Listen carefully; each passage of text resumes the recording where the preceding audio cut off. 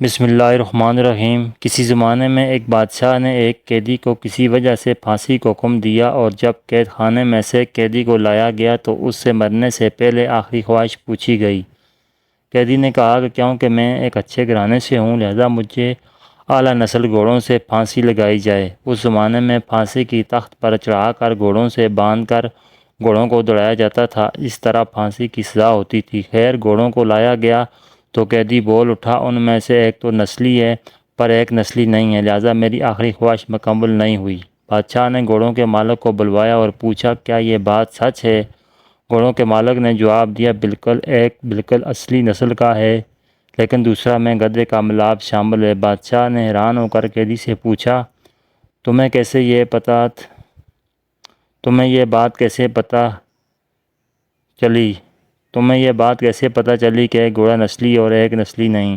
قیدی نے کہا جو نسلی ہے وہ بڑے آرام سے کھڑا تھا، جبکہ جو ملاب گدھے کا ہے وہ گدھے کی طرح کبھی ادھر ٹانگ مار، کبھی منہ پھیر، کبھی اچھل کر، کبھی بیٹھ جا، جس سے مجھے علم ہوا کہ بادشاہ قیدی کی دانائی اور سوچ سے بڑا متاثر ہوا، اور قیدی کی پھانسی منسوخ کر کے اپنے وزیر سے کہا کہ اس کی ایک روٹی میں اضافہ کر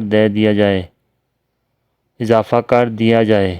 کچھ دنوں بعد بادشاہ کے دربار میں ایک سونار 2 ہیرے لے کر حاضر ہوا اور بادشاہ کو کہا کہ اگر آپ کی رعایا میں سے کوئی یہ بتا دے کہ ان میں سے کون سا ہیرا اصلی ہے اور کون سا نقلی، تو اس اصل اور نقلی میں فرق بتا دے تو میں اس کو دونوں ہیرے انعام میں دے دوں گا۔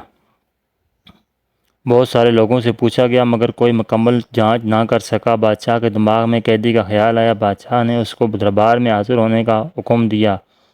سپاہی قید خانے سے قیدی کو لے کر حاضر ہوئے اور قیدی کو ہیرے جانچ پڑتال کے لیے دیے گئے۔ قیدی نے کچھ ہی لمحوں میں بتا دیا کہ ایک اصلی ہے اور دوسرا نقلی۔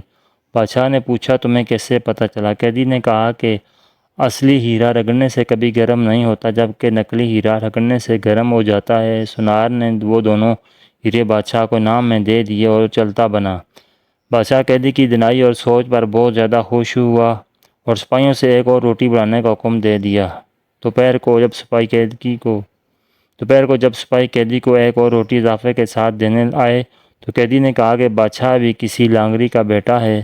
سپاہیوں نے قیدی کی یہ بات بادشاہ تک پہنچا دی۔ بادشاہ کو غصہ آیا اور سپاہیوں سے قیدی کو دربار میں حاضر ہونے کا حکم دیا اور قیدی سے اس بات کی وضاحت مانگی گئی۔ قیدی نے بادشاہ کو کہا کہ اپنے خاندان کے بارے میں کسی سے پتہ کروا لو۔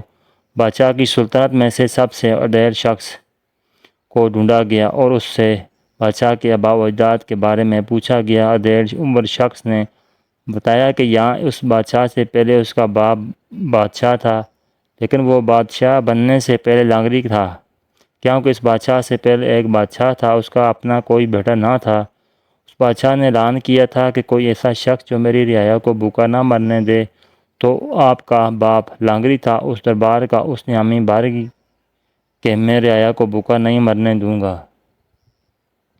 اسی طرح بادشاہ سلامت آپ کے باپ کو سلطنت دی گئی تھی۔ بادشاہ نے قیدی سے پوچھا تمہیں کیسے پتہ چلا کہ میں لانگری کا بیٹا ہوں؟ قیدی نے کہا کہ میں نے جتنے حکمت اور دانائی کی باتیں تمہیں اپنے بتایا، تم بجائے مجھے زاد دینے یا ہیرے جواہرات دینے کے بجائے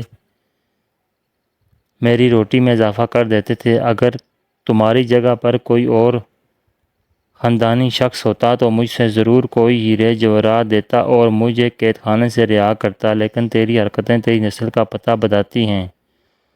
بادشاہ شرمندہ ہوا اور قیدی کو رہا کر کے اپنے وزیر بنانے کا حکم دے دیا۔ انسان اپنی شہرت پیسے شکل سے نہیں بلکہ اپنی حرکتوں سے اپنی نسل کا پتہ بتا دیتا ہے۔ ناظرین کرام، ویڈیو اچھی لگی تو لائک کیجیے اور اچھی ویڈیوز کے لیے ہمارے چینل کو سبسکرائب کیجیے۔ ویڈیو دیکھنے کا شکریہ۔ جزاکم اللہ خیر۔